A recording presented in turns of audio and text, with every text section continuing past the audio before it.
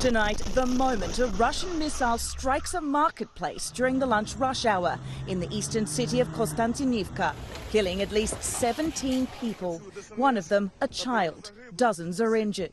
First responders racing to the scene to put out the fires, treat victims and carry away the dead in body bags. President Zelensky condemning the Kremlin for targeting innocent people who were simply shopping. Magandang gabi po mga kaibigan at mga kapatid. So tayo po ay nasa ikalawang bahagi na po ng ating serye na ating called Pag-ibig, Embracing the Invincible Truth.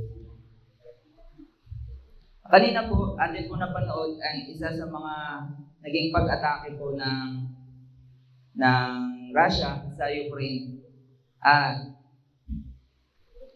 Isa lamang po ito di ba, parang ito na yung pinaka-notable na yung panahon na to na gera na nangyayari ngayon sa mundo. Pero alam po natin na isa lamang po ito sa mga kaliwat kanang gera na nangyayari sa mundo at kaliwat kanang hidwaan, kaliwat kanang labanan na nangyayari. Ngayon alam po alam po natin na meron pang isang malawakang labanan na nangyayari sa mundo at lahat po tayo ay kabahagi dito. At ang tinutukoy ko po, next slide, ay ang labanan sa pagitan po ng kabutihan at ng kasamaan. Ngunit bago po magsimula, inihayaan ko muna po ang lahat na yumuko para po sa isang panalangin. Tayo po'y panalangin. Aming Amang Banal na pinakamapangyarihan sa lahat, amin pong hinihiling ang inyong presensya na kami po ay samahan sa pag-aaral na amin pong gagawin. Maraming salamat po sa makalangit na biyaya na amin pong matatanggap. Buksan po ang aming mga puso at isipan at maging ihanda ang mga ito, Panginoon. Ito lamang po ang aming hiling at dalangin alang-alang sa matamis ng pangalan ni Jesus. Amen.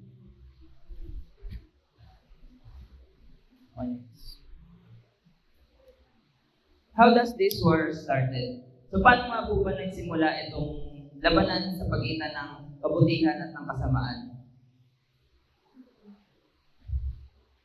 Ayon po sa Biblia, hindi lamang po tayo ang nag-e-exist dito sa sanlibutan. Meron po tayong tinatawag na mga anghel. Next. So sino po ba itong mga anghel na ito? So narito po mga ilan pong mga description na ginamit po sa Bible para po ipaalam sa atin kung sino ba itong mga anghel na ito. So, una po sabi, they were created before humans. So, bago pa man po tayo malikha, meron na pong mga anghel na sumasamba sa ating Panginoon. Meron na pong mga anghel na sumusunod po sa kanyang mga utos. Pangalawa po, they were numerous. So marami daw po sila. So kung tayo po, mga tao, marami na. So marami din po sila. Then they were powerful and intelligent. So even though po na makapangyarihan sila at matalino, may limitasyon pa rin po sila. Hindi pa rin po sila papantay sa ating Panginoon. Then, functions within orderly system of governance. So, alam po natin, ang Diyos ay naniniwala sa kaayusan. Kahit nga po yung pagka-Diyos na pag-aralan po natin kagabi, na yung mismong pagka-Diyos nilang tatlong persona, may sarili-sariling functions na ginaganapan. Kaya po, so yung pagiging Diyos pa lamang po, may order na sila. So, pati po yung gobyerno po niya, yung pamumuno po niya, syempre po, nakasistema. And then, some operates within our world. So, marami po tayong mababasa sa Bible na sinasabi po na may pumupunta pong mga anghel dito sa lupa na may mga kasama tayo. And minsan pa nga po, nagpapakita pa sila. So, example po dyan kay Mary, sinabi po sa kanya na siya po yung magbubuntis sa isang tagapagligtas. nagpakita sa kanya, kinausap siya. And next. And lastly po, isa po sa description ng ating mga anghel ay the evil afflicting our world originated from some of them. So yung kasamaan po na sumisira ngayon dito sa sanlibutan ay nanggaling sa ilan sa mga anghel na ito. So, isa po sa tinutukoy kong mga anghel na pinanggalingan nitong kasamaan ay si Lucifer. Ayan, so, actually po, ang ibig sabihin ng Lucifer ay bearer of light. So, tagapagdala po siya ng liwanag. Di ba po ang ganda ng ibig sabihin ng pangalan niya? Siya po ay ginawang perpekto ng ating Panginoon. Ang supposed to be na function niya is to, ihayag yung karakter ng Panginoon sa mga kasamahan niyang mga anghel.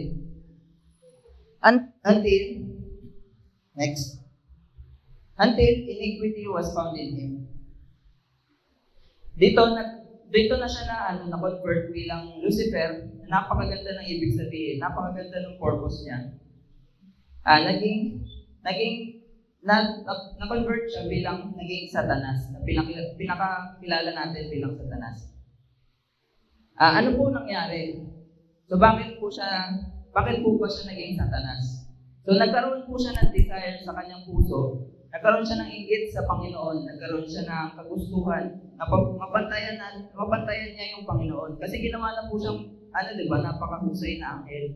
Ginawa siyang matalino, I assume, napakagwapo, napakakisig. Tapos, parang onti na lang magiging Diyos na siya. So, bakit hindi pa siya naging Diyos? Siguro, ganun na naging thinking niya. And then, nagkaroon nga po siya ng kagustuhan na mapalitan ang ating Diyos. Kaya ngayon,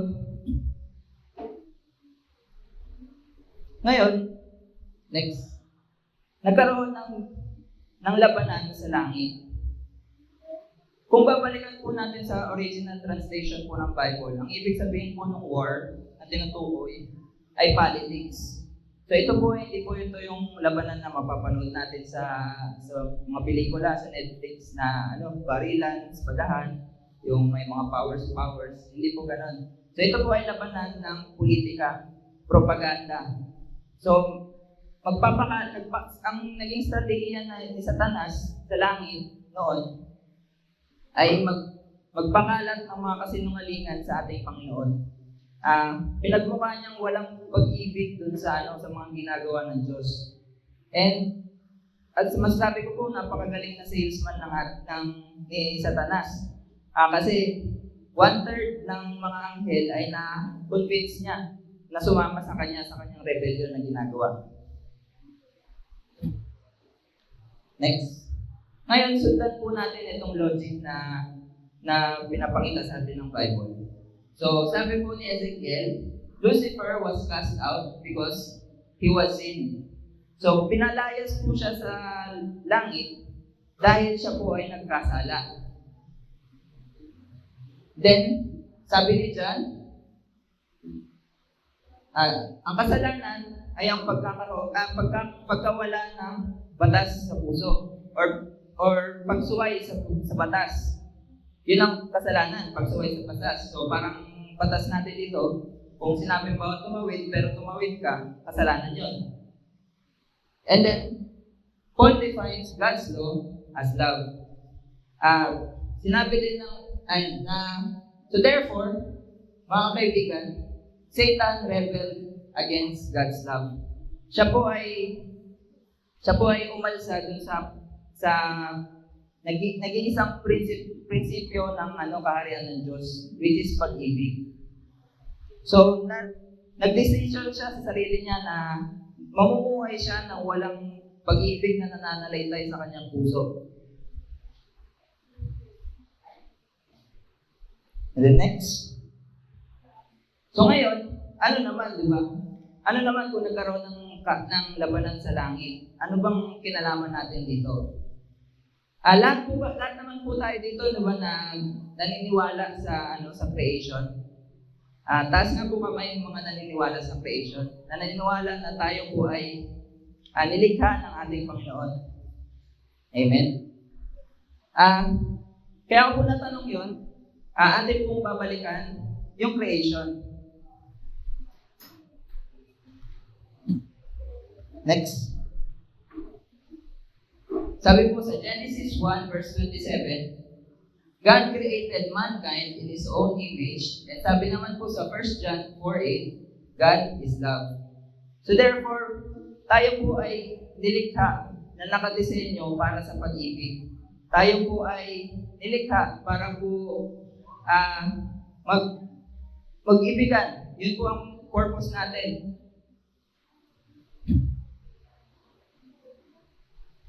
Kaya naman po, ang kalayaan para mamili ay nararapat lamang na ibigay sa atin kung nakadesenyo po tayo sa pag-ibig.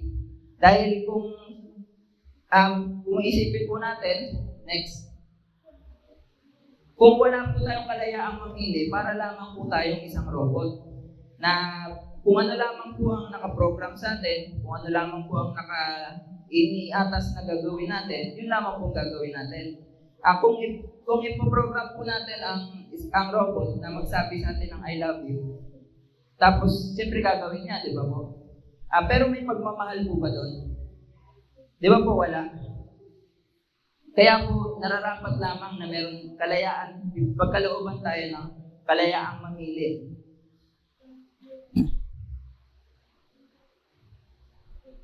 Yan, next. And sabi po, base po sa Genesis 1 verse 26, tayo po ay, nung nilikha po si Adan at Eva, pinagkalooban po sila ng dominion or pinagkalooban po sila ng napakataas na pribilehiyo na pamunuan yung kanilang sarili. So hindi po sila nilikha tapos parang uutos-utusan ng Panginoon. So, binigyan po sila ng pribilehiyo na pumunuan nila yung kanilang sarili. And then,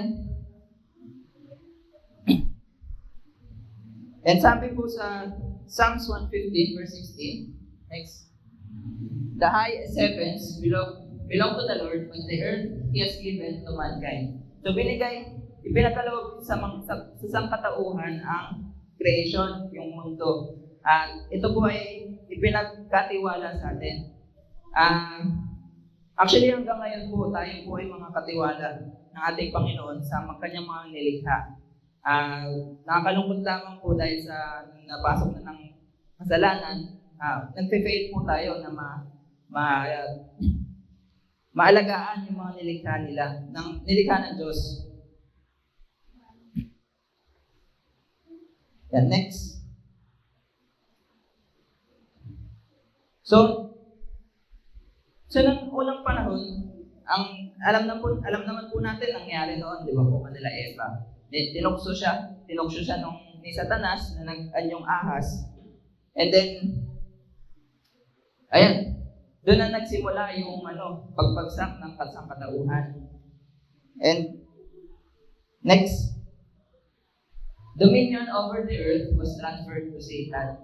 So yung pamumuno dito sa mundo ay nalipat kay Satanas.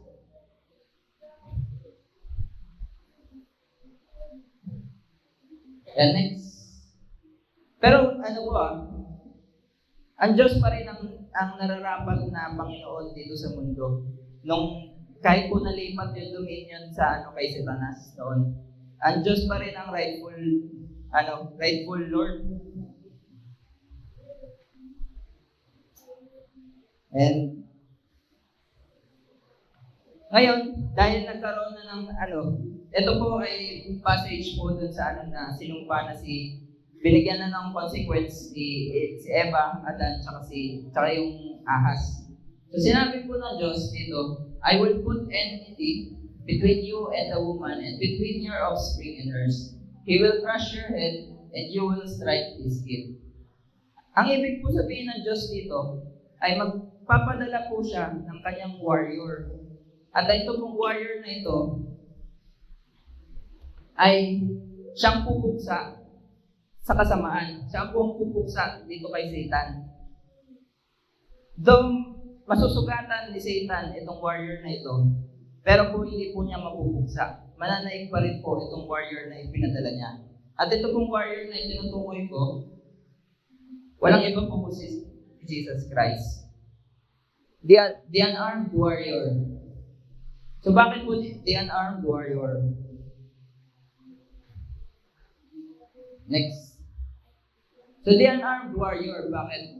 Kasi po ang natatanging armas na gagamitin niya lamang po ay katotohanan at ang pag-ibig. Hindi po siya gagamit ng dahas at ng pangloloko na tulad ng ginagamit ni Satanas. So siya po ay gagamit lamang ng katotohanan at pag-ibig. So next. Di po siya gagamit ng kahit anumang armas na pwede niya pong magamit sa dahas. Wala pong violent na mga army, na mga sundalo niya. Di po siya magpuputos ng mga violenteng mga sundalo panlaban sa kasamaan. And one act alone will be of sufficient power to reclaim the lost humanity. So isang bagay lamang po ang kailangan niyang gawin para po mabawi niya tayo dun sa panig ng kasalanan. And walang iba po kundi yung kanyang pong pagkamatay dito sa cross na ito, sa cross ng Kalbaryo. Mula sa pamamagitan ng pagpapakumbaba niya na ipinanganak siya bilang tao, di ba Diyos na siya? Iniwan niya yung trono niya, nagpakumbaba siya, namuhay siya bilang tao.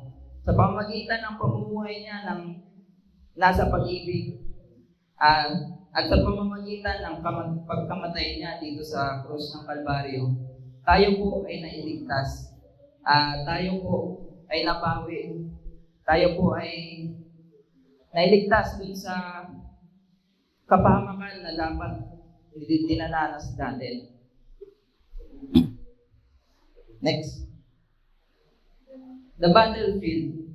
So ito pong labanan na ito, hindi po ito basta parang agawan lang dito sa mundo. Hindi po ito basta agawan ng pagiging hari dito. Hindi kailanman ninais ng Panginoon na magkaroon lamang siya ng kaharian na pisikal dito sa mundo. So mababasa po natin sa Revelation 14:1, ang aim ng Panginoon ay yung matatakan tayo sa ating noo. Ang ibig sabihin po nun, ang habol po ng Panginoon ay magkaroon siya ng kaharian dito sa ating isip at sa puso. Magkaroon ng kaharian ng kanyang anak na si Jesus, kasama ang katotohanan at pag-ibig na dala-dala niya. Magkaroon ng kaharian siya dito sa ating puso at isip. Next. The end is near. Alam po po, madalas na po natin nadidinig ito na nalalapit na talaga ang katapusan. Nalalapit na yung pagdating ng Jesus. So dati, siguro dati sinasabi na po ito, no? So ngayon, mas malapit na. Pero ngunit sabi sa Bible, sabi po sa Bible, darating si Jesus ng parang isang magnanakaw. So kung kailan hindi natin inaasahan, doon siya darating. Kaya, mga kaibigan, kailangan na nating mamili. Pipiliin ba natin na siyang maghari sa ating puso't isip ay ang kasamaan? O ang hahayaan nating maghari sa ating puso't isip ay si Jesus? Next. Ayan, so sa Micah verse 4, verse 1 to 8, hindi ko na po babasahin. Dito po, sinasabi na pagdating ng araw na iyon, may hito na ang lahat ng labanan. Lahat ng kaguluhan, lahat ng hidwaan, lahat ng may hito na. pati ang pagluha, kahit ang kahirapan, lahat ng pagsubok na dinaranas natin ngayon, lahat ng, alam ko po, kanya-kanya po tayong mga problema, ano po. Ngunit pagdating ni Jesus, wawakasan ni Jesus lahat ng ito, lahat ng kasamaan, lahat ng paghihirap na dinadanas natin. And next, at isa po sa mangyayari pagdating ni Jesus, ay bababa sa lupa, mula sa langit, mula sa Diyos, bababa ang New Jerusalem. Ito po ay ang panibagong syudad kung saan po tayo maninirahan. Ang sabi po sa Bible, ang lahat ng lalakaran natin ay dito. At napakaganda po dito. At lahat ng mga pangailangan natin ay provided. Wala na pong kaguluhan, wala na pong mga gera-gera na ganyan, wala na pong labanan, wala na pong pag-iiyak, wala na pong pagsubok, di na po natin madadanas ito sa muling pagdating ni Jesus. At ngayon, napag-aralan natin na ang pinakamalaking tunggalian na nangyayari nangyayari sa ating isip. At ngayon mga kaibigan, kailangan na nating mamili. Ano po? Kailangan na nating mamili. Pipiliin ba natin na maghari sa ating puso't isip ay ang kasamaan o ang paghahayaan nating pipiliin nating hayaan na maghari sa ating puso't isip ay ang Diyos anak na si Jesus. Kaya lahat po ng pinipili na maghari si Jesus sa ating puso't isipan ay inaanyayahan ko po na tumayo. Sige po. Amen. At tayo po ay yumuko para po sa isang panalangin. Aming Amang Banal na pinakamapangyarihan sa lahat, ako po ay nagpapasalamat sa mga kaluluwang ito na pumipili, Panginoon, nagdedesisyon na hayaang maghari sa aming mga puso't isipan ay ang inyong anak na si Jesus. Panginoon, alam po namin na susubukan po kami i-distract ng kaaway sa amin pong araw-araw na pagpili sa inyo. Protektahan kami. Panginoon, pagpalain ang bawat isa na naririto, palaguin ang kanilang mga pananampalataya. Ito lamang po ang hiningan dalangin sa matamis na pangalan ni Jesus. Amen.